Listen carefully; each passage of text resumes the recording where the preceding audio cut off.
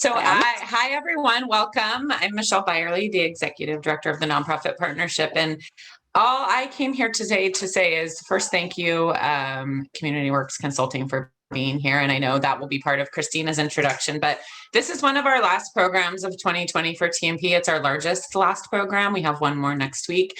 And so I really wanted to come and say thank you to Christina and also Judy. I know she's back there somewhere, for doing such an amazing job all year and shifting all of our programs virtually. We did our first managing remote teams the third week in March. And, typically we see, 1,000, a little more in attendance in a year. And we have had over 5,000, maybe even more at this point, attend our online trainings in the last year. And so I just want to give a shout out to Christina and a thank you for doing such an amazing job this year. So we have an audience. So I wanted to do that here today. And, you've done a great job. And so I wanted it to be recorded for you. And Judy and the rest of our team and all of our amazing affiliates we work with have also pivoted and shifted and come up with new programming to meet the needs. So thank you to all of them as well. But also we know someone needs to keep the engine running behind the scenes. So thank you. And thank you all, Community Works Consulting, for giving me some time to do that today. So now I will pass it over to you, Christina. Thank you, Michelle. And okay, didn't know that was going to be that. Thank you very much. I truly appreciate I absolutely appreciate the opportunities that TNP has given me. And absolutely a big shout out to Judy. All your reminders that you get, all of the coordination for this comes from Judy. So Judy, thank you so much for all that you do. I know that you're in there in the background. Thank you, thank you, thank you. You are incredible. And I absolutely love our TNP team. And Carolina, thank you for stepping in as conversationalist today. We totally appreciate it as well. So let's get this started. Thank you so much for joining us today. Thank you for joining the Nonprofit Partnership for our webinar, New Challenges, Greater Callings. We'd like to thank Gallagher Law for sponsoring this webinar today. And just so you know, TNP really is proud to build the capacity of nonprofits so you can make positive change in our communities. When the pandemic hit, TNP, like all nonprofits, shifted as quickly as possible to maintain our programs and really to offer guidance and support for the over 500 organizations that we ended up working with throughout this year. Thankfully, we are not alone in addressing the challenges ahead. Many of you are well familiar with our presenters today, but for those of you who aren't, it is my pleasure to introduce you to Carol Haas, founder, president, and CEO of Community Works Consulting Incorporated. Carol. And Jim Hare, one of the firm's stellar affiliates. Founded in 2005, the consulting firm works to help nonprofits and philanthropic organizations be strong, powerful change makers. They're here to help us do that today as well. Their work on this report offered philanthropists an opportunity to explore their experience with times of significant change and identify the needs they have for knowledge, training, research, and support to help weather such change. We are grateful to have partners in our sector that help us that help us see these challenges at all angles so we can effectively collaborate and plan to make it through the challenge and all other challenges together.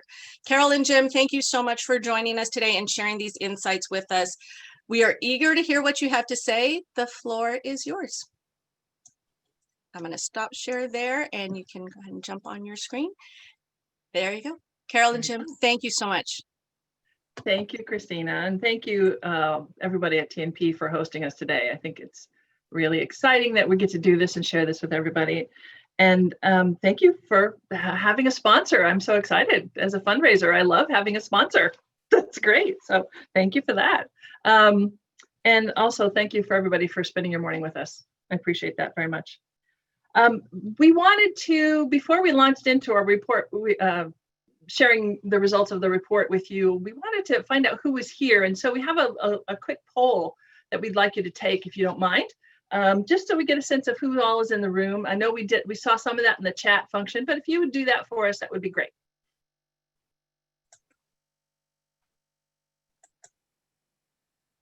How are you doing this morning, Carol? I'm doing well. How are you? Aside from the panic that set in when we lost our electricity this morning, I'm right. Good. Contingency plans. We had contingency plans. That's right. That's right. Jim lost power and my computer took a complete dump. So I'm on a spare computer. So we had contingency plans. I told Jim that 2020. 2020 is the gift that keeps on giving, because today is the day that they're coming to do reconstruction on my home. And it's the only day of the week that they're doing it. I was like, yep, of course. course. All right, so you should see that question in front of you, and most of you have answered it. So I'm going to go ahead and end the polling and share those results for you. Great. So yeah, we have a fair amount of nonprofits, which we expected today. That's great. Nice mix of executive directors and managers, development officers. So that's really good for us to know. Thank you for that. And about how many people are on, Christina, right now? About 40, you think? That's correct, 45. Okay. Mhm. Well, thank you for that. Okay, so we're going to go ahead and start our report. The report came about because I'm going to take this down. In 2020 is Community Works Consulting's 15th anniversary. And that's 15 years of serving the nonprofit community as well as the whole sector. And as COVID hit, we realized that a lot of what was happening and a lot of the inquiries were about what do nonprofits need, and that's very appropriate. The people look into that. But we also realized that the only thing that was really being asked at the time of foundations and grant makers was, what are you doing? And we thought it was important to get a sense of the whole sector in terms of what the needs were. And so Jim and I started having a conversation about how to figure that out. And that's what brought this report about. And as you can see, we had a couple of goals for it. We wanted to understand what the responses were as well. But we also wanted to understand what the gaps were in technical assistance that might be happening, both for nonprofits and for the foundations and grant makers, and then identify those needs. And so that is the story of how we came about with this report. Sorry about that. Yeah, and coming from philanthropy, I could see with my colleagues and my friends that are working in philanthropy, some of the stress that they were under, the changing foundation below them that was shifting, and so really wanted to see, a lot of times the reports we saw were all focused on what philanthropy was doing out in the sector, but there really wasn't anybody talking to philanthropy about what they needed, to be, that partner, to be able to be really effective in their philanthropy. So it was important that I felt that we take a look at that as well. One of the things that came out very early on during the pandemic was the Council on Foundations commitment from philanthropy. It was a COVID-19 pledge. And you can see some of the things that foundation signed on to. And I think at last count, there were about 500 organizations, 500 foundations, grant-making organizations and institutions that signed on to this pledge. Back in April, there was about $700 million that was already being put into the system by philanthropy. And by May, I think that figure was up to $10 billion worldwide. What was important was that from a foundation standpoint and from a philanthropic standpoint, the last crisis of this magnitude was back in 2009 with the Great Recession. And we actually saw a retraction of philanthropic dollars being put into the community, a retraction of about 14%. But what was great this time around is that there is a different response. Some of the things that philanthropy learned from that experience in 2009 has helped really craft what the outreach is now. So you see foundations actually giving more, stepping up their investments in the community, changing their business practices.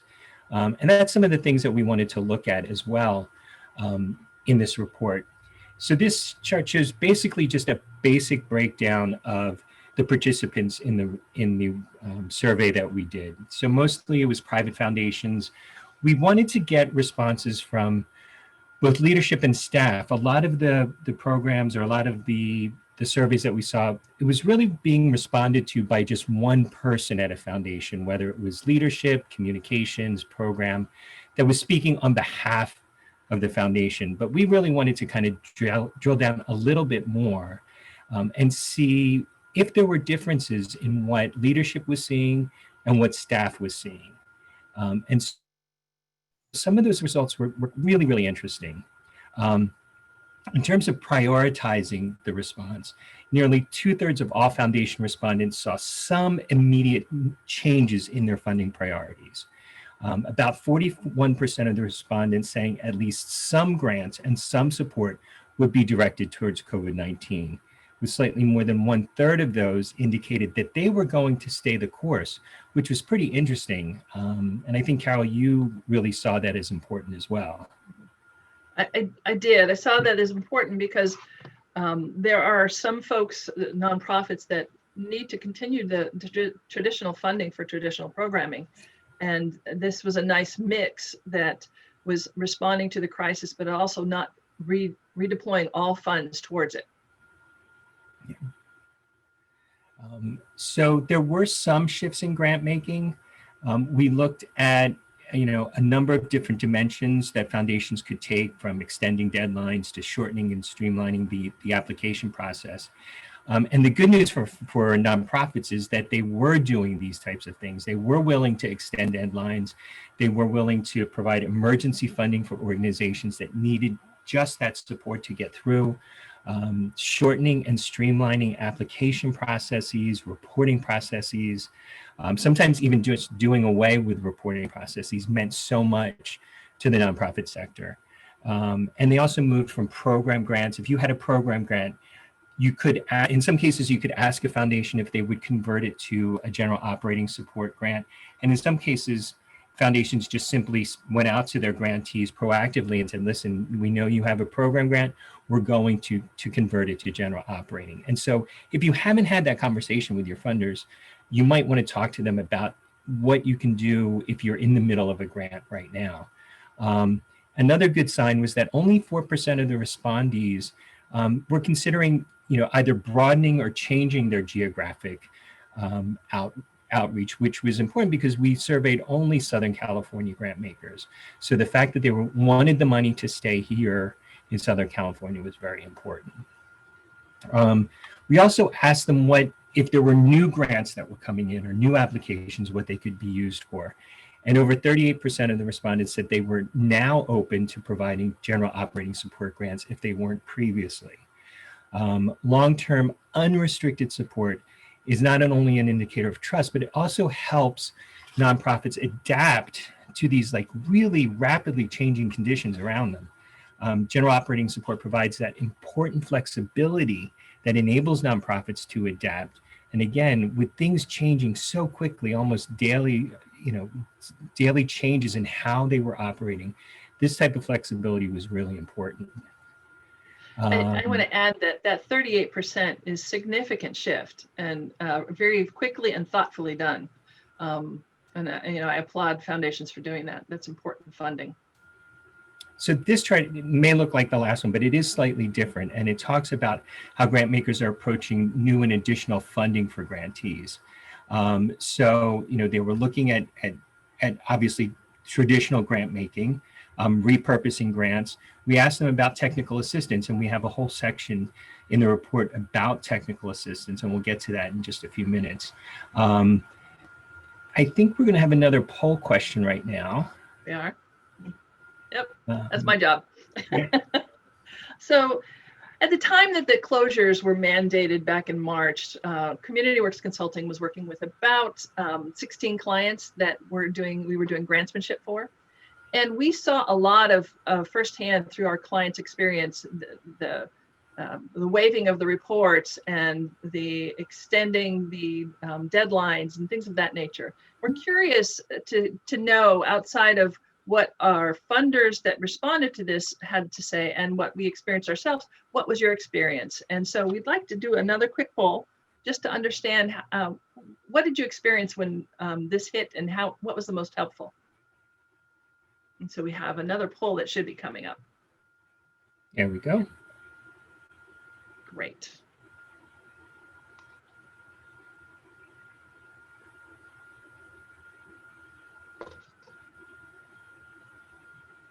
And you can check more than one, I believe, right? Yeah.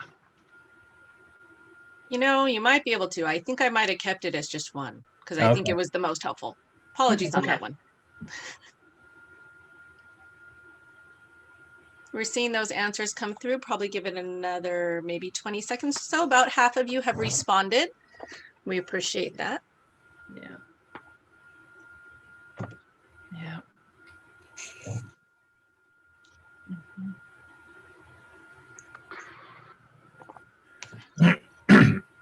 Interesting. I think we're good. All Yeah. right. Yeah, so we see that emergency funding and general operating were two of the most helpful things that people experienced. I'm not surprised by that.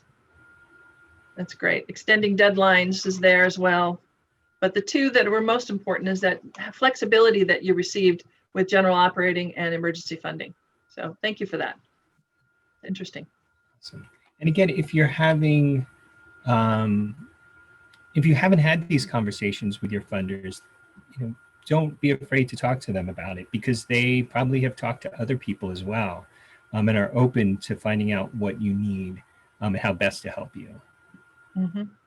Yeah, I would only say yes, absolutely. Most funders that we've experienced are very, very receptive to hearing from you and hearing what your needs are. Okay, so the next section that we were really interested in understanding is what were funders doing around technical assistance and basically investing in capacity during a crisis of this nature. And we wanted to understand both what were they doing, but also what were they hearing?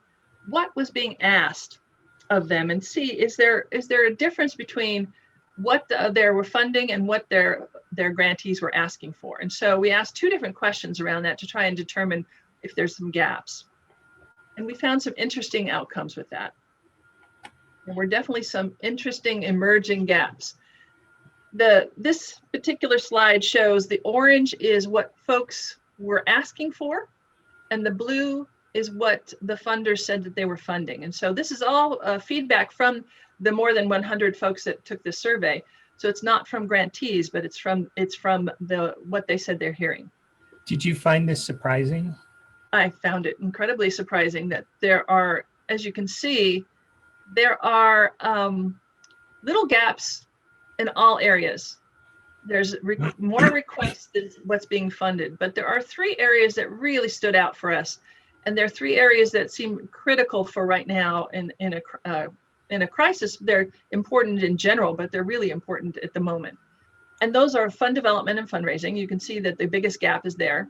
23% are funding that, but something like well over 60% are asking for it. The other one is strategic planning. Again, 18% are funding it, but 36% are asking for it. And then the virtual program. So I'm going to go over each of those a little bit. So fundraising and development, in this moment, as all of the nonprofits in this particular webinar can speak to personally, this is critical at the moment. A lot of folks had to cancel their events. They are seeing a downturn in their funding. They're seeing a downturn in their pay for services. Excuse me. So there's a real need to understand how to respond, for some folks to know what to do in a crisis of this nature. But also some people just need to understand fundraising in a way that they haven't done before because they haven't had to. And so given that this is an important question that gets asked a lot by fundraisers in terms of what's your plan for fundraising, it's interesting that this is a gap. And I think it's one that needs to be addressed. Excuse me. Strategic planning is another one that we're going to talk a little bit more about later. But strategic planning is another area that funders often want to see having been done. But the gap here shows that they're not investing in it in the way that it may need to be invested in. Excuse me. And then finally, the virtual programming. We kind of believe that this might be a gap because we did this pretty early. I think we started this, in June, Jim? May. May. So this may be an early, because of how early we did this, this may be a gap in timing And there may be more folks, more founders who are willing to invest in virtual programming. I'm so sorry about that. But it may not be the case. So we're not sure what's happening with the virtual programming. I think 100% of folks believe that this is an important investment, and that virtual programming isn't going to go away. So I'm going to mute while I cough. Also, everybody's struggling with trying to figure out this virtual programming piece. Not just nonprofits, but foundations as well, particularly foundations that run programs. And this is an opportunity for nonprofits who have built some capacity in this area and some expertise to be the partner for a foundation and help them with understanding virtual programming. It can be a relationship that goes both ways. Right. So that is what we discovered in terms of what foundations were doing. And we want to check in and see if there's any questions that we can address about that.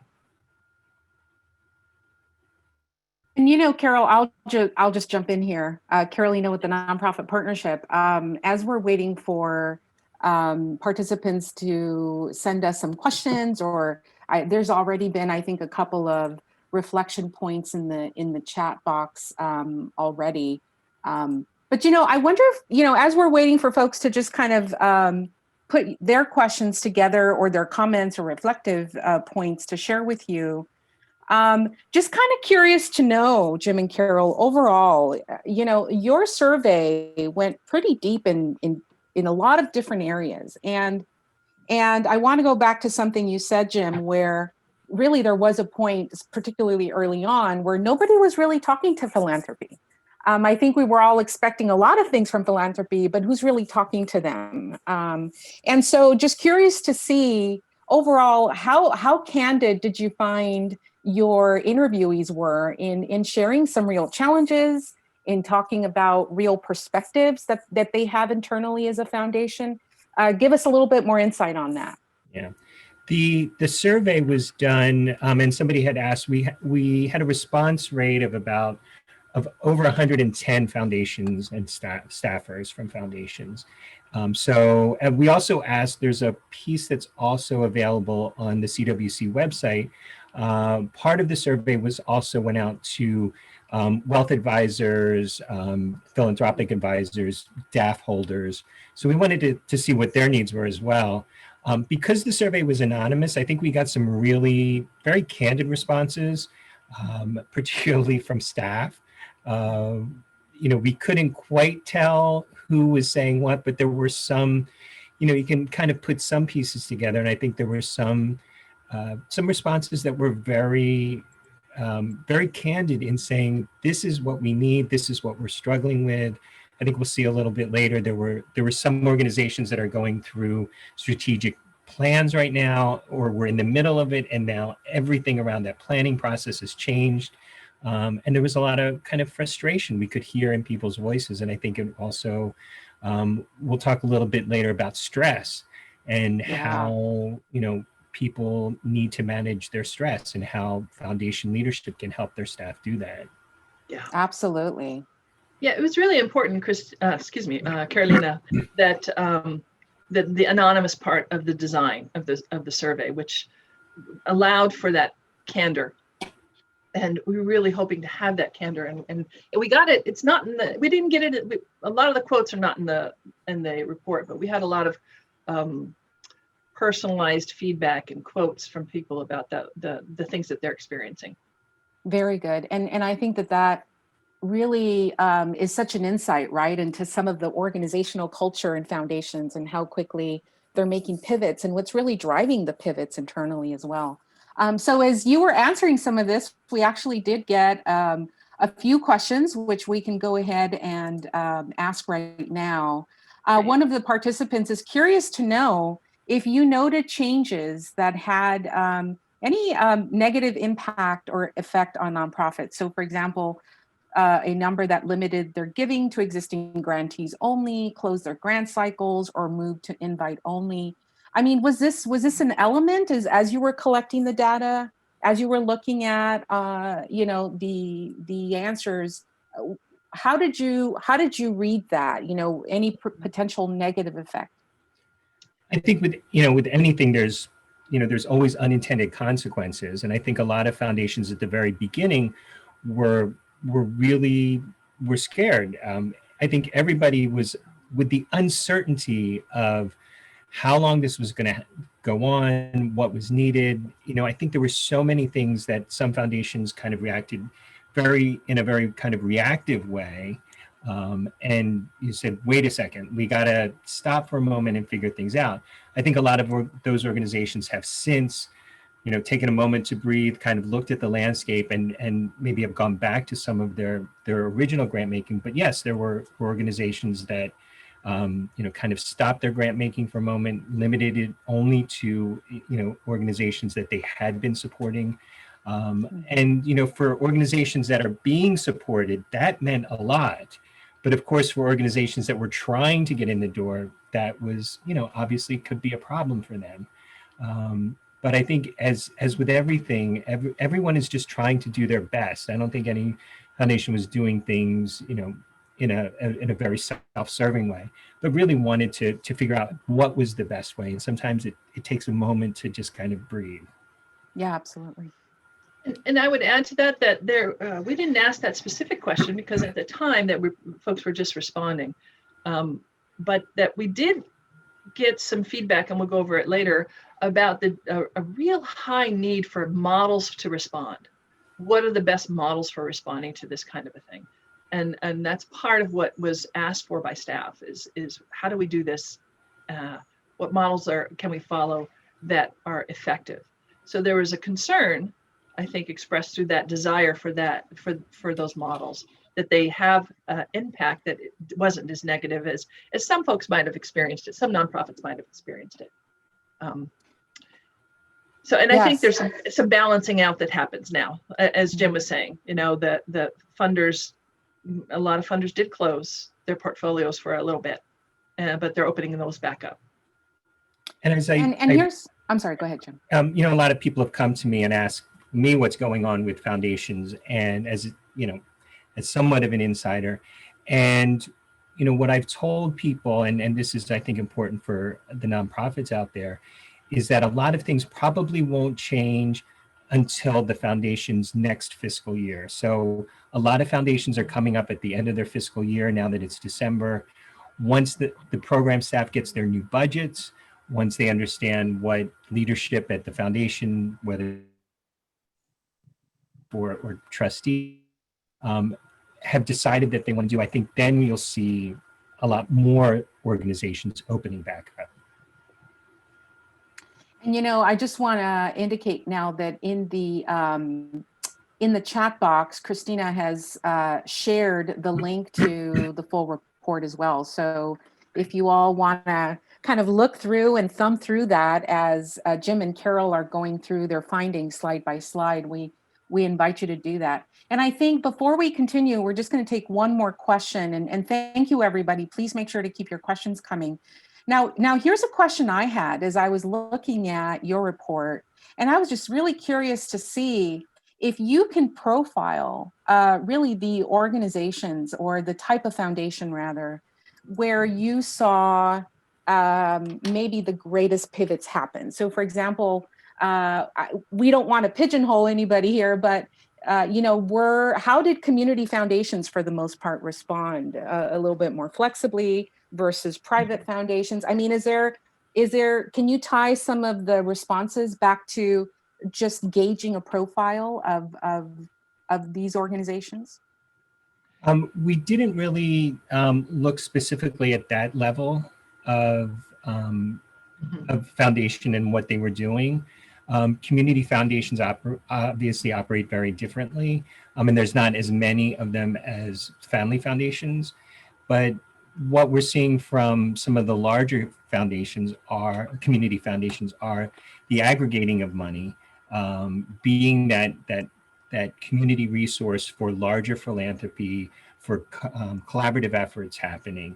And every community foundation is different. It just depends on their mix of donor advised funds, restricted funding. We didn't really get a chance to drill down to that level. There's a lot more that could be done. Yeah, a lot more analysis that could be done, and a deeper dive into survey responses, but also the importance of our survey being anonymous so that we can get honest responses. Again, and allow for some of that. Mm-hmm. Very good. Well, thank you. And again, just want to thank everyone who's here today. Please do keep your questions coming. If we don't get a chance to ask the question here at this moment, there will be another opportunity to do so. And I think at this point, we'll go ahead and turn it back to you. Okay.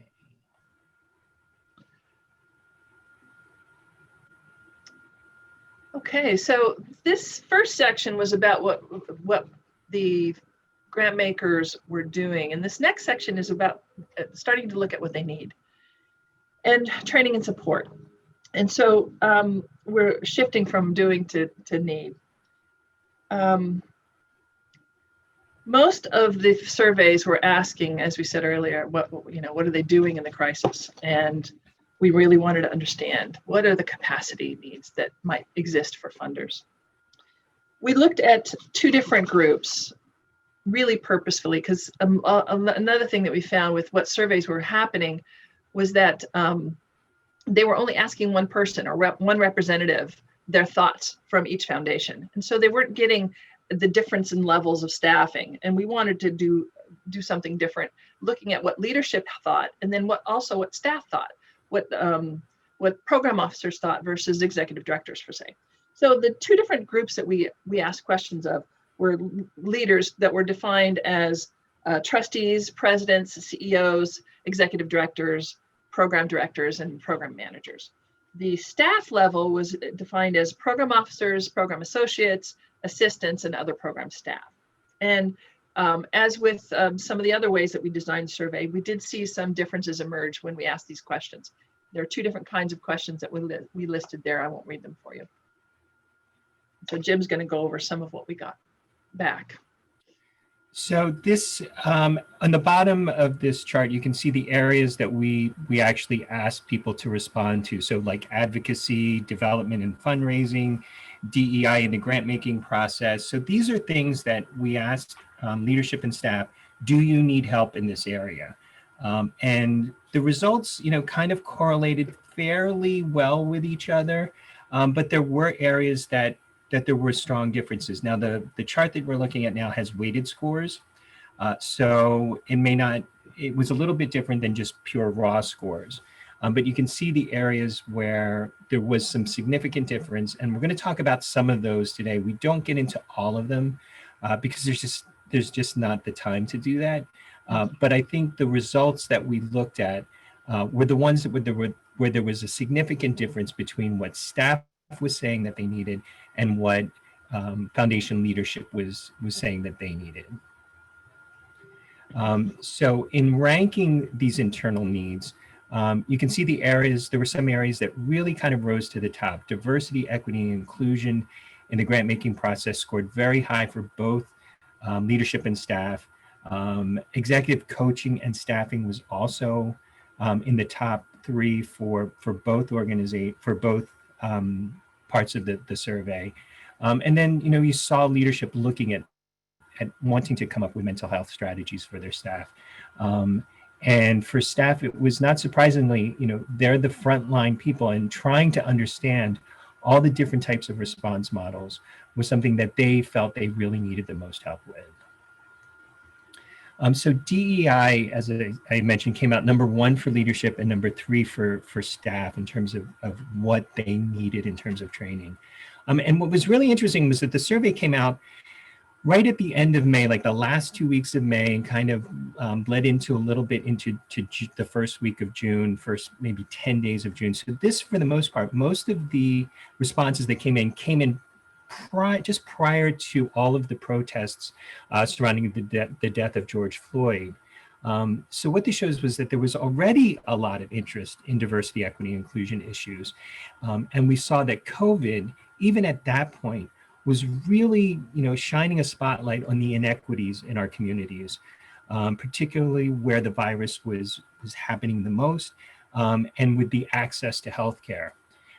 Southern California Grantmakers, sorry about that, had been both the organization and sort of Grantmakers in general in Southern California have been focused on DEI issues for about 2 years now.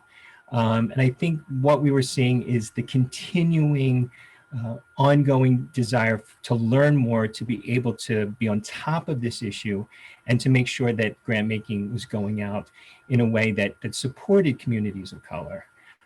When I was at Annenberg Foundation, we did a lot of work around DEI in our department, some really, really deep dives, and it really changed how I approached grant making. And it's not easy. You know, there's so much that's still ingrained in us as grant makers and just as people living in this society, that to kind of break some of these patterns, some of these institutionalized barriers that prevent, you know, sort of equitable access to funding. It's hard, and it's not like you can just kind of flip a switch and everything changes. It does take years of undoing practices, and it does take some professional development and some professional assistance. That's why it's important to understand that it also doesn't stop with training. You can't just ask a question on your application about board diversity and think that, you know, that's it. And I know a lot of nonprofits out there are kind of, you know, get really have a difficult time with that, with answering that question and diversifying their boards. And, you know, sometimes as a grant maker, I don't think it's fair that we ask those questions, particularly when, you know, foundations and the foundation world needs to kind of do their own work around diversity issues with leadership. But you do need a plan, and you need to have an audit of grant making processes and practices. You know, you need to be looking at applications and reporting policies. And this will, you know, this internal look goes beyond grant making. And, you know, and it's a way of saying to the community, for foundations to say, you know, we are walking the same walk that we expect you to walk as nonprofits. Carol, do you want to talk about some of the DEI work that CWC has been doing? Sure. As I started to mention earlier, we began working with foundations probably in the last 2 years, as well as working with nonprofits. And some of the work that we've done with foundations is exactly that. It's aligning DEI commitments to grant making process. And what we find happens is often there's a commitment to DEI. There's a desire to reach and fund community-based, Black, Indigenous, people of color, queer-led organizations. But the structural process by which the questions you ask, the technology that's required, the budgeting, some of the other things that are required aren't necessarily as accessible as they need to be to reach some of those organizations. And so some of what we've done is help align grant making processes and grant making review processes to be more in line with commitments to DEI on the foundation's part. And that's been really fascinating, interesting work. We're able to bring our 15 years of doing grant seeking to this work as well. So we have quite an experienced group of people to be able to help with that. And other DEI work is something we're looking at doing as well, but that's what we've done so far with foundations. So the next thing that came high on the part of leadership, and I think it was 4th or 5th maybe on the part of staff, and that's not unusual, right? We're not thinking about ourselves when we're on the ground doing the work. We're thinking about others, and leadership is thinking about their staff. And so this was very high. What are the mental health strategies? What are they seeing, and what is needed? You know, CWC doesn't do mental health work, but we wanted to ask these questions because we think there's some structural things that can be done that would help with the stressors. And I think some of the things that happen is we forget that the program officers, everybody in a foundation is dealing with the same things that we're dealing with as nonprofit professionals, as consultants. We're all dealing with isolation in a way that we haven't had to. We're dealing with technology that doesn't necessarily work great, like my computer completely falling apart today 5 minutes before we started. We're all dealing with those kinds of things. and the family obligations, working while trying to also homeschool. All of these are shared. I know that you're experiencing them as nonprofit professionals. They're experiencing this stress as well. And at the same time, they're also dealing with what you would say constituents in crisis. You're dealing with individuals in crisis. They're dealing with nonprofits in crisis. And so they're trying to address and look at these issues as quickly and as efficiently as possible, but it's stressful. And so this is why one of the reasons I think it came up as very high for leadership to look at. We provided a couple links for mental health strategies, but later in our recommendations section, we make some structural recommendations that you could do that are structural that would reduce the stress on these issues. Coaching was another area that came up very high for both leadership and staff. And coaching is something that staff really wants to have. And it's also, coaching is built into all those other dimensions as well. So, coaching around advocacy, coaching around fundraising and development, not only for, fundraising and development for nonprofit partners, but there's a lot of foundations that have to do fundraising themselves as well. So coaching is really important. And it not only develops skills and talent, but also helps with motivation, morale, and employee retention. Coaching is different than mentoring, but both are really important supports that managers can provide. Coaching is more based on specific performance around an issue or a topic or a skill, whereas mentoring is a little bit more holistic. Mentoring can be formal or informal, and coaching should almost always be some type of formal coaching with a professional coach.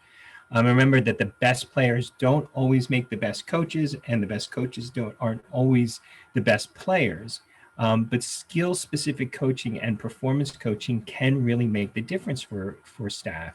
The Coaching and Philanthropy Project, which we have a link to in the report, was a project of Compass Point, Grantmakers for Effective Organizations, Leadership That Works, and Informing Change. And it focuses on coaching for nonprofits, but it also applies to foundations as well.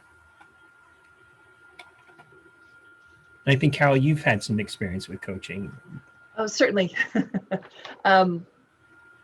Thing that I find interesting is in for-profit coaching is really common, and it's quite a bit less common in the nonprofit sector. And I'm a big advocate for it in terms of professional development and creating the right match. So if you're dealing with diversity, equity, inclusion, and you want a diversity, equity, inclusion coach, then you find somebody who has an expertise in that. So it is important to also go about, and we talk about this a little bit later in our recommendations, and that you find the right fit for your coaching needs. But it is something that I think would benefit nonprofit as well as nonprofit as well as Grantmaker staff to invest in coaching. So the other thing that I mentioned earlier in response to a question is that this was the first and most important thing for the staff, program officer level staff who were on the ground working with nonprofits. They were asking for COVID response models, and those are tough models to have because we haven't been here before. So, excuse me. What we think this represents in part is that there is a desire to respond effectively and efficiently, but also that there's a gap in knowledge, and there's a request for that knowledge. So there's a number of issues that need to be considered. As you can see, we have a list there that folks said were important to their consideration around this COVID model. So how do they support their current grantees while also supporting new grantees in a moment like this, where some close their portfolios to be able to just support their existing grantees, and others are looking at how do I expand and support new grantees who are doing important work around COVID. Another really important consideration is, what do we focus on, relief or recovery? Can we do both? Can we support the efforts that are about direct relief for those vulnerable populations that are hit most with the most difficulties, while also looking at public health infrastructures and vaccine distribution and things that are much higher and system level, looking at investing in both. And how do you do that? Funder collaboration. How do you join in with other funders in effective ways that doesn't take away the funding that you need to as an individual foundation? So can you do it above and beyond what you're investing in your as a foundation in your grantees? And it's a powerful way to make huge impact as long as it's not taking away funding from individual organizations. And then trust. Trust is a big one that came up. As people are responding, both in nonprofits as well as for-profits as well, nonprofits, for-profits, and grant makers, as they're responding to this crisis, as they're responding in any crisis, are those in charge trusting them? And how do we build trusting relationships?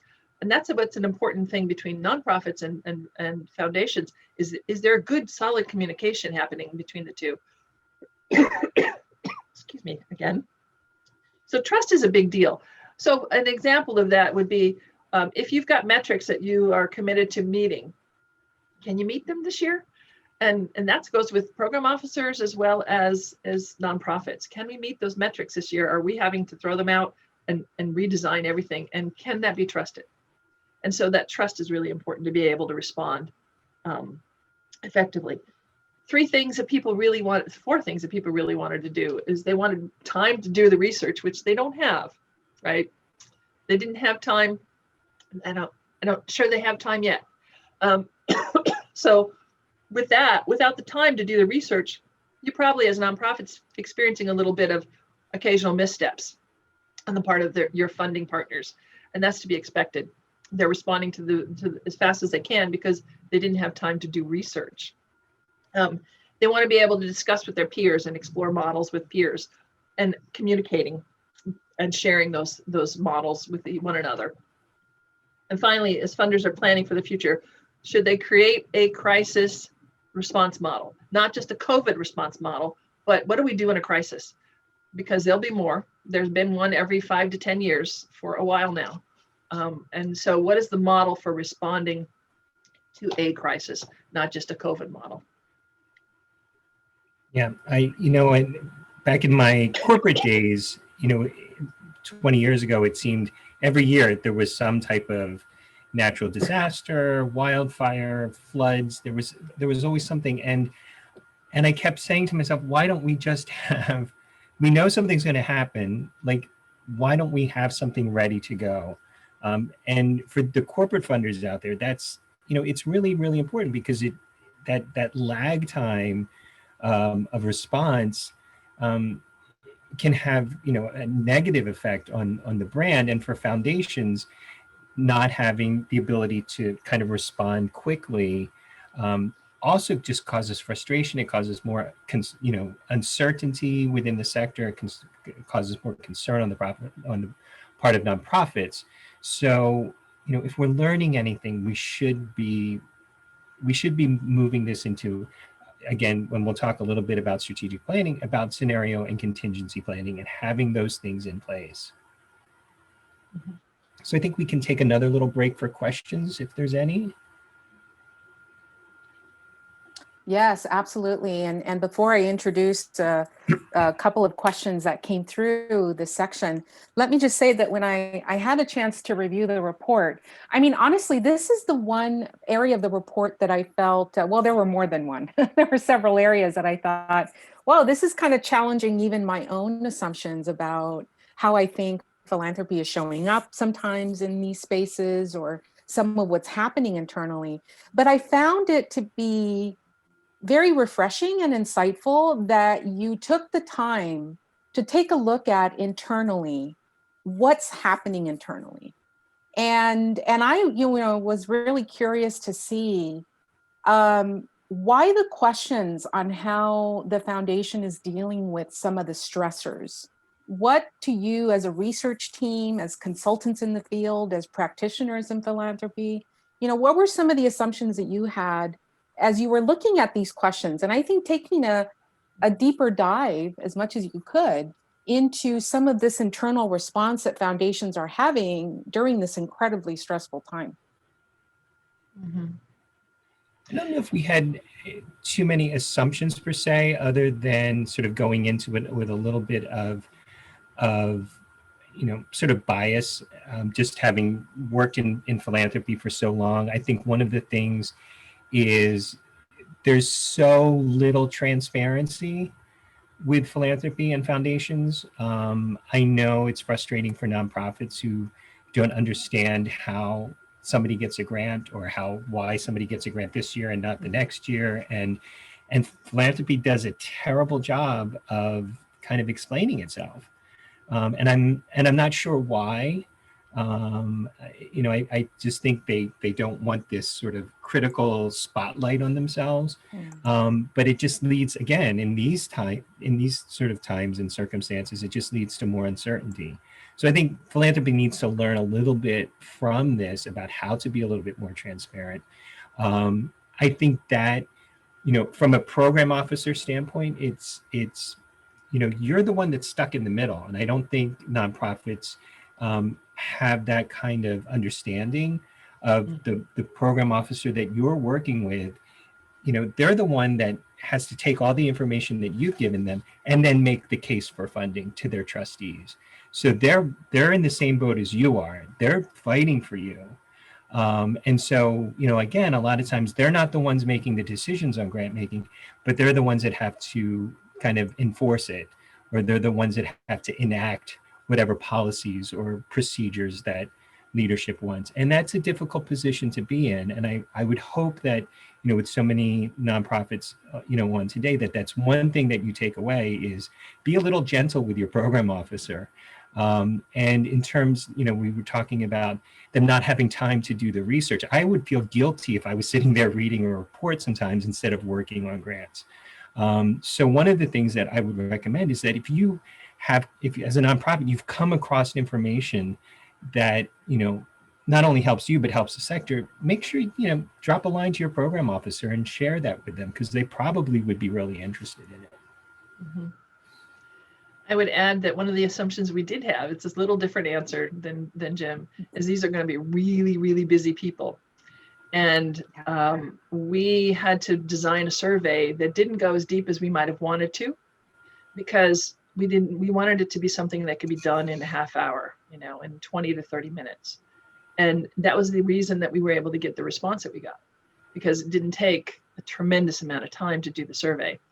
And it was an outlet for folks to be able to share something that there was no other way or process for them to be able to share it. So, ditto on what he said about communication and sharing and what did you say? Be gentle. But also that was one of the things that we took into consideration in designing this, is how deep can we go and not take all day to really understand it, because we talk about, and we may still do some follow-up interviews to go deeper with some folks, some of the respondents. But at this point, we also recognize that they were really busy and continue to be.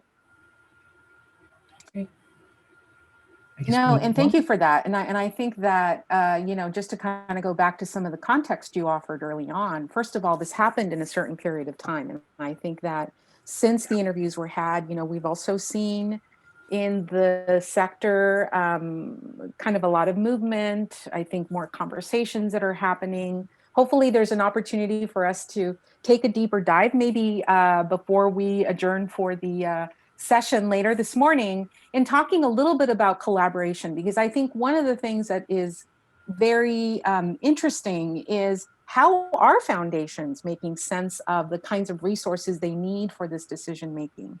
And Jim and Carol, you really focused on these models for COVID response and the kind of data that you go out to seek, the kinds of partners that you're inviting a conversation with. How are you making sense of some of this and taking this back and using some of that to, make pivots where you feel you need to be flexible where you feel you need to be. So again, thank you. This is all very insightful. And to go back to something you said earlier too, Carol, the anonymity of these questions, obviously, I think helped with the candor and sharing what they felt as foundation staff they really needed at that point in time.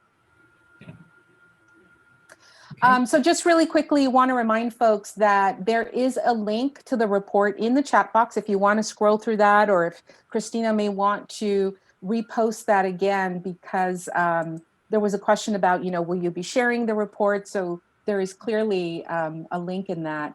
A couple of questions before we move forward, Jim and Carol, if that's okay. In your experience, are any foundations examining the source of their wealth and making possible changes to how they distribute these funds? And that may not have been a very direct question you asked, but what's the feeling there? I'm gonna let Jim answer that one. Yeah. If they're not, they should be. And granted, this is a horse that I ride in on, but there's a lot in the past 2 or 3 years that talks about where the wealth has come from. Edgar Villanueva's book, the name just flew out of my head. Oh, Decolonizing Wealth. If you haven't read it, read it. Maybe send it to your favorite program officer as a secret Santa. Although most program staff that I know have read it, have gone to presentations from Edgar. I've seen him at 2 or 3 conferences already. And it rolls into the whole issue of DEI. So they should, if they're not doing that, if they're not taking some really hard, long looks at where their funds come from and how they're being distributed, they should be. And I think a lot of organizations are. Very good. Well, thank you for that. And there was a question just to clarify.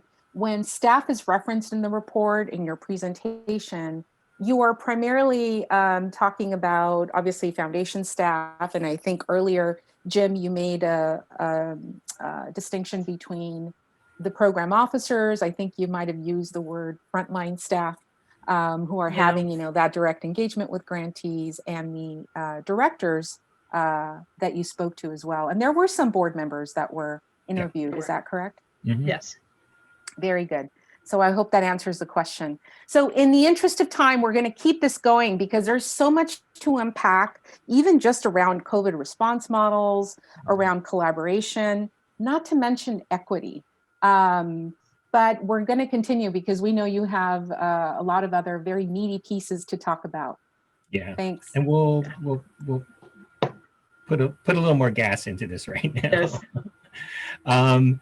So in the next section, we actually, we had those sort of areas that we asked around internal needs, around advocacy training, DEI, that type of thing. But we also had some free response opportunities for foundation staff to respond to. And so there were concerns. We asked them to talk about the other types of support that they needed that maybe we didn't talk about in the questions.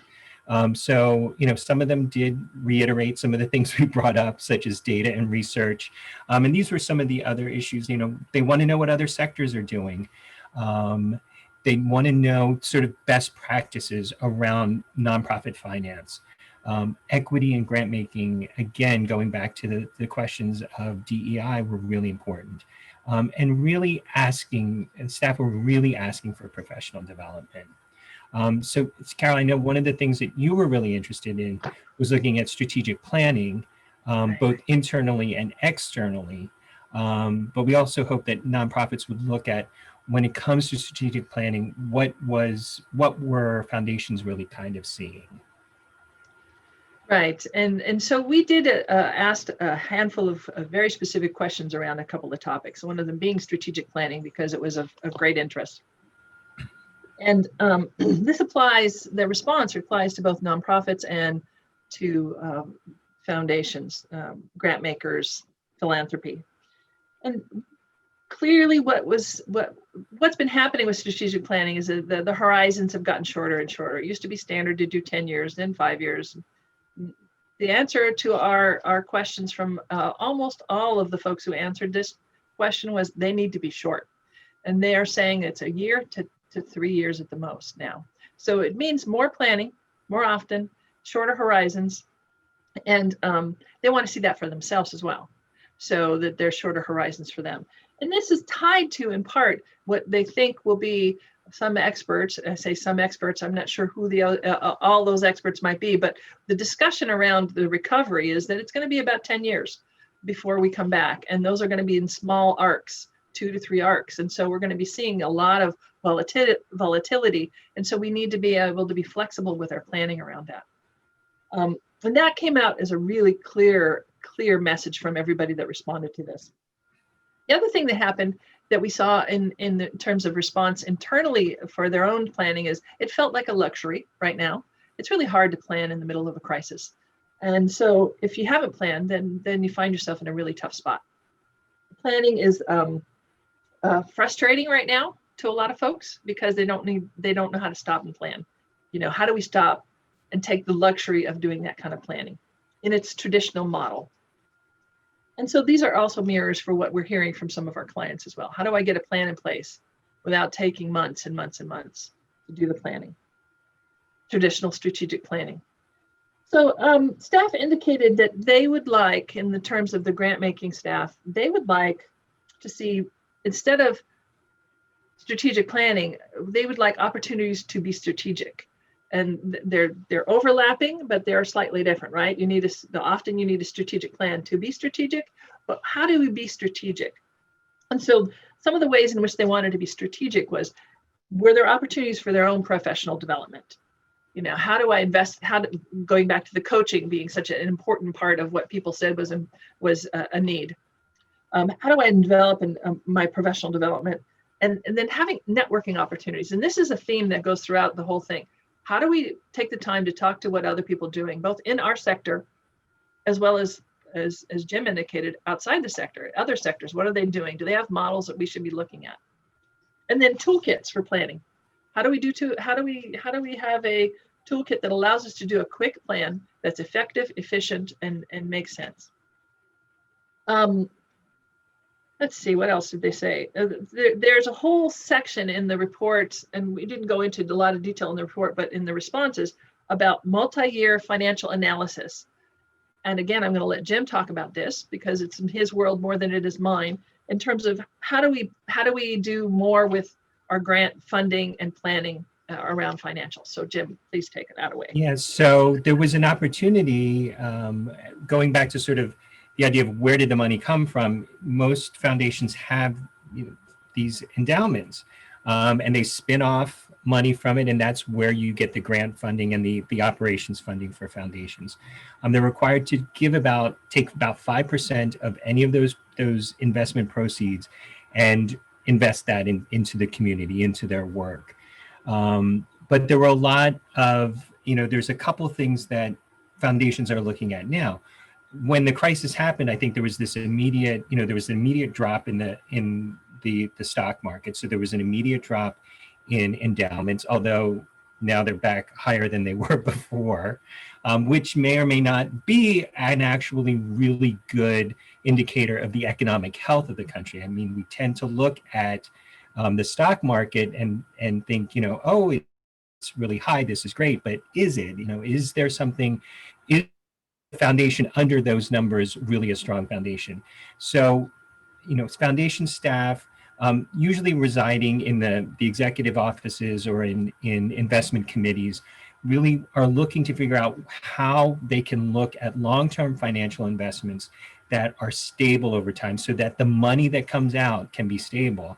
Also looking at different types of financial models. Large foundations have the ability to access financial instruments that most normal people, organizations, small foundations can't, just because of their size.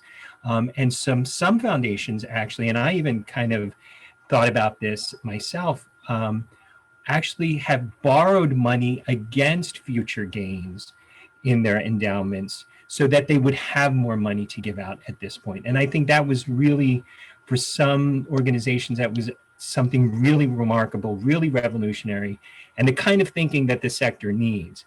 Ford Foundation was way out in front of this in terms of doing that. So these are the types of things that, behind the scenes, your foundation people are kind of looking at. And I think it's important to understand that so that you understand where the money's coming from and how they're operating. And again, not the most transparent group of people in the world, but these are things that I think help when everybody kind of understands what's going on.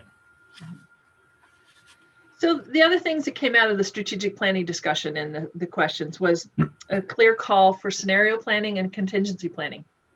And these are hard to do when you're in the middle of a contingency or you're in the middle of that scenario. So if you haven't done it, it's hard to do. But they also, they wanted it for themselves. They want it for their nonprofits.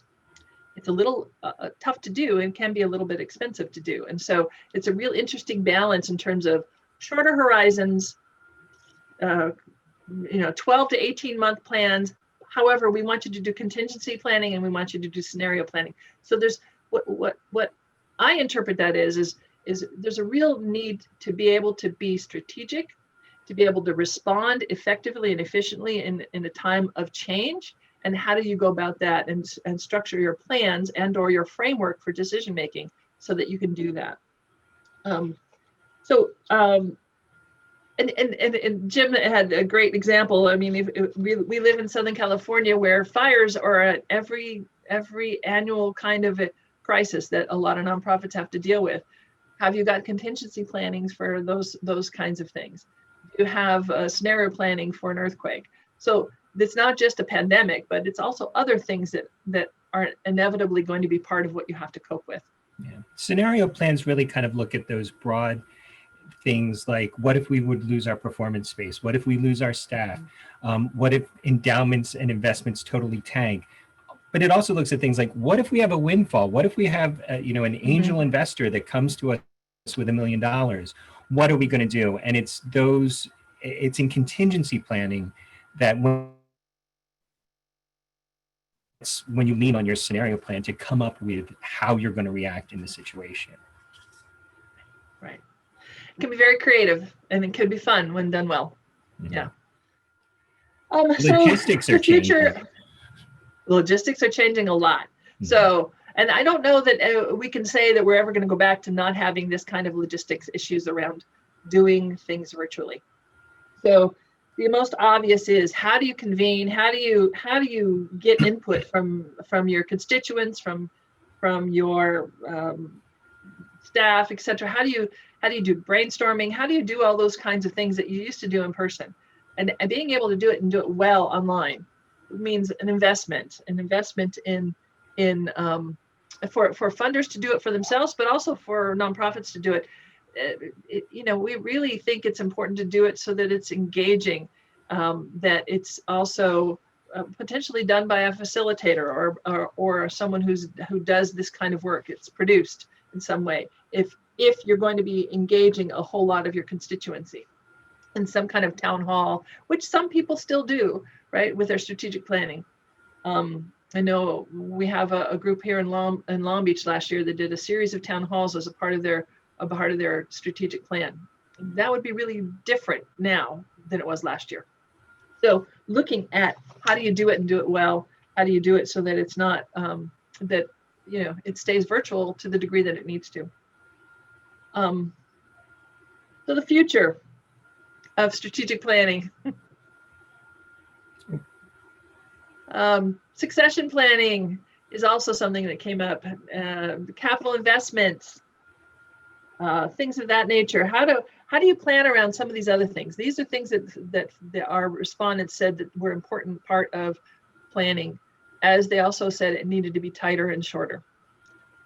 So renewed efforts around building cash reserves, and there's a lot around the financial viability of an organization. They want to see a lot of that, and they're going to be asking questions about that.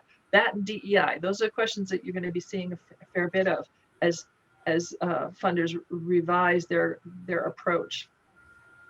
And then the other one is around mergers and acquisitions. This is something that happened quite a bit in 2009, 2010, and there is a whole group of folks who believe that this is coming as well for part of the response to this pandemic, as organizations have to cope with less resources, etc. How do you merge with other organizations so that you can stay serving your constituency? And then the Nonprofit Sustainability Initiative at California Community Foundation is still there. It's still operating. So if you don't know what that is, I suggest kind of just Googling it and checking it out, or going to the California Community Foundation website, where you can actually, if you have sort of a plan, you have to come into it with something. But if you come into it with a plan, you can get funding to help explore with a consultant what that might look like for your organization and another organization that you want to partner with in some way. I've seen data that showed in 2009, 2010, there was about 30% of nonprofits that closed their doors. And rather than closing their doors, the strategic response is to look at mergers when it's appropriate. Yeah. So we also had some free response answers in this section of the survey. And two things that came up a lot, and they came up so much that we really did want to highlight them, of areas of interest that foundations have in planning, were around the arts and how the arts are going to change. How is this pandemic changing the way arts are consumed and the way that arts are delivered? And so they really want to see, and they're, I think, willing to support organizations looking at how that's going to happen. So, if you're an arts organization, start talking to your funders about what they're seeing. If you're not familiar with the Otis report on the creative economy, I highly recommend checking it out. There's a link in the report because it talks, the arts are such an important part of the ecosystem and the economic drivers within Southern California that to kind of leave it out it's not that great. And fortunately, the Getty stepped up with a huge $10 million investment for visual arts organizations. It's been opened up now. There's a number of other foundations. I don't think it's gone public yet, so I can't talk too much about it. But they're raising millions and millions of dollars more to be able to help arts organizations. So, in an area where we think there's not a lot of support for their arts, it's great to see that so many foundations are still willing to support. And I think it's a kind of a tribute to arts organizations and the system that has been created in Southern California. And again, DEI came up as an important part of building into strategic planning, what your goals are, what you want to do around these issues, both for foundations and nonprofits. We also talked about the power of convening. It's been called philanthropy superpower, but with great power comes great responsibility. And I think as grant makers, you really need to kind of look at why you're asking people to convene, whether it's for a site visit or training sessions or feedback focus groups. You have to have some clear intention, especially now when there's so many different things that people are dealing with, and in a virtual environment where people are kind of getting tired of meetings online. I hope you're not tired of this one, but foundations need to be intentional about the ways that they want to convene. And even, with the vaccine coming out, there's hope around the corner. We don't see it changing much for a while. Even if the vaccine is rolled out and everything works well, there's still going to be people who do not want to meet in person for various reasons. And so, not only figuring out how to do virtual, but how to do a mix of virtual and in-person is going to be important. So really kind of, make sure you understand that the technology, and the hardware needs, not only for yourself, but of the people that you're convening with. Training on how to present in a virtual space is really important. This is where coaching can come in again. Look for trained facilitators who are comfortable with this technology. It's this presentation that Carol and I are doing, I think would look very different if it was in person. I'm still trying to get used to not seeing the people that I'm talking to. But it is, it's something that we're trying to get used to, and it is something that's going to stay around. And also funding support and investing in support for organizations so that they can learn how to convene are important. So hopefully we're doing a good job, Carol. But TNP, has been great to work with because they have this experience. They know how to do this. And as long as our technology and electricity holds up, I think we'll be fine. So I think we have about 15 minutes left. I want to make sure that we get some time for questions. And we have a bit more of this. We went into recommendations, and we did a fair bit of recommendations in our report. And I'll let you read that if you're interested in what we recommended. We're going to go through it quickly, though, so that we have a few minutes for questions. One of the things that obviously is, how do you support your grantees? And of course, general operating, as you all said back, emergency funding and general operating was the most helpful for you. And that's important for funders to understand and to be able to invest in, hopefully. And that was one of our recommendations. And then rethinking that grant making period of 12 months. It's a standard 12 months, but could it be 18? And could it be 24? And would that allow for some stability? And if you fund somebody every year anyway, would that allow for some stability? So we're recommending that they look at that as well. And then of course, streamlining your application and reporting requirements. And I could talk about that for hours. So I won't. So, for the funders on the call, only ask questions that you really need to ask. Like, that's I'm going to share a story. I asked Jim, because Jim spent many, many years in this world. I had a particular question that I thought, what are they trying to get at? And I asked, what are they trying to get at? And he said, I don't know. So, and do you use it? I don't think they do. So it's really important to not ask questions that you don't really need to know, because it's really hard on the folks responding. Now, if we could get the government to do that for government grants, that would be amazing. So the next one, I think, is technical assistance. Yep. And again, expanding investments for your nonprofit partners, especially those that are delivering programming that require, meeting out in the community. Those things are really important for them at this time. Fund strategic planning. They really need that type of support, including development and fundraising. And also, kind of look at how virtual engagement is changing the way nonprofits interact with their clients, but also how you interact with them as well. And so the final set of recommendations, I believe, are around diversity, equity, and inclusion in coaching. And for the sake of time, we could talk about these for quite a while, especially the diversity, equity, and inclusion one. It's complex. And so our recommendations to foundations, and when we advise nonprofits about it as well, it's more than training. It's much more than training. It's assessments, it's coaching, it's other investments to do it and do it well. It's much more than bringing in somebody for a couple of hours to train people. And so if you're going to do diversity, equity, inclusion, do it with that thoughtful investment in mind. And then consider coaches as a part of your professional development.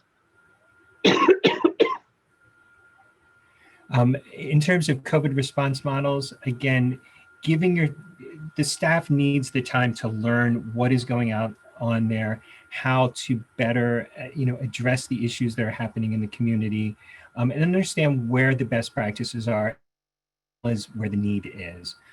Responding effectively and immediately to future emergencies will require this sort of broad contingency planning, scenario planning that's baked into a strategic plan.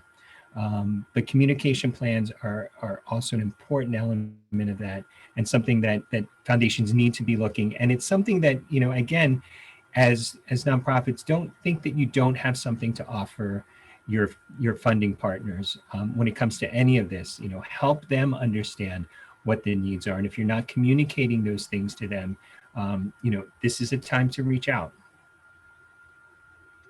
And so finally, the stress, the mental health section of the plan, our recommendations are really around some structural things that people can do to alleviate some of that stress. And one of those is that to hire some temporary staff to do grant review and overflow workloads, so that the program officers have some support around the increased grant reviews, technology investments, and investing in good HR. And this is for nonprofits as well as grant-makers.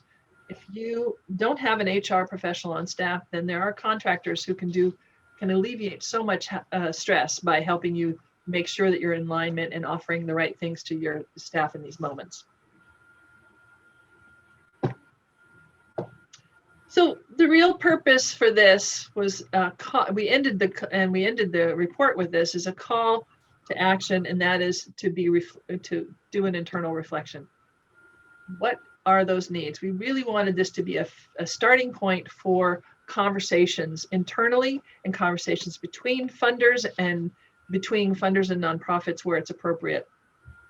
And we, as Jim has indicated, a lot of times there's so much isolation and so a lack of transparency, and those conversations are important to figuring out how to really support your staff as they're moving through this kind of dramatic change and dramatic response to crisis. And so we hope that that's what this results in. And of course, we are happy to help facilitating in those kind of conversations because we're really invested in that. So with that, I think we're going to open it up for some more questions. Yeah. I would just say, you know, since we have mostly a nonprofit audience today, one of the things that I think you can do as an action coming out of this is, if you haven't already, touch base with your program officer, see how they're doing, ask them how they're doing, because you may not realize how much stress and how much they're dealing with right now, just as you are. And I think it would mean a lot to them to hear from you. And so this is our contact Carolyn, really, I only have information. oh, sorry. So contact sorry, Jim. information if you want to reach us. Right. And I think we're trying to have some follow-up discussions at some point, and maybe Carolyn, Right. you can talk to that. Yes, I'm already interrupting you there, so I apologize. No, it's okay. I know My we have audio fun got a time. little broken. I thought, oh, that's my cue. I'm going to jump in. So I know we really only have a few minutes left, and would like to maybe have you offer any final thoughts if you'd like to on this. Honestly, there's so much to unpack and dive into because although this was a great exercise in reflection, I believe, for the foundations that were a part of this. But I think for the nonprofits looking at this information, you know, looking out in, there are a lot of takeaways. And I think hopefully as you all go back and look at this report, share this report, Jim and Carol, I'm assuming if folks want to reach out directly to you, if you want to put that slide up again, where your contact information is there, I'm sure that Absolutely. you will continue to engage in conversation. So much to, I think, convene about, and we didn't really have a lot of time today to even talk about, you know, some of the changes we're going to start to see potentially. And not that, you know, you have very direct information about this, but I think you have a very strong gauge as to how grant making could really potentially change with a lot of funding institutions. To your point, really be nimble, really look at that, you know, those crisis models and respond that way. And of course, there's a lot to talk about, even in collaboration, you know, how philanthropy is working with the public sector and how the situation might even drive further collaboration and perhaps even with other sectors as well. So a lot to unpack. Unfortunately, we've run out of time. Carol, Jim, thank you so much, not just for this very valuable morning that we spent with you, but because of all the work that we do together with Community Works Consulting. It's a pleasure to partner with you. And with that, I will turn it back to Christina. Thank you all so much. Carolina, Carol, Jim, this has been fantastic. I truly appreciate everyone joining us today for this session. On behalf of TNP, and we really do appreciate you joining us and sharing in this discussion today. I want to mention a few more things. The survey is in that link. We will also send that link out with the follow-up email so that everybody can further dive into the results from the survey. This session was recorded. We will send the recording link as well as the slides to everybody who registered to attend. And I also just wanted to do one last plug for TNP's Emerging Leaders Program. If you know of anyone who is interested, those applications are open and due by the end of this week. So hopefully you'll be able to get that in. And if you know of anybody that's interested in applying for the Emerging Leaders Program, let us know. We'd love to talk with them. Carol and Jim, it has been an absolute pleasure working with both of you. Thank you so much for sharing out your insights today and for just putting out that survey in the first place and really helping us look at this pandemic and what's happening from all different angles. So we look forward to continuing this conversation, potentially with some additional follow-up discussion and dialogues in January.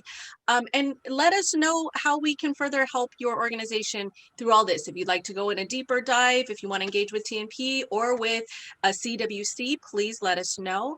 But we'll also be reaching out to all of you and seeing how we can work with this information and all that we're coming forth with in our own data processing, and see how we can all get through this together. So thank you all again. It was wonderful. Truly appreciate it. And on behalf of TNP and everyone here, thank you so much. Have a great rest of the week, everybody. Happy holidays and a prosperous end to 2020 and a wonderful welcome to 2021. Be kinder to us, we hope. Yes. Take care, everybody. Thank you so much. Thank you. Bye.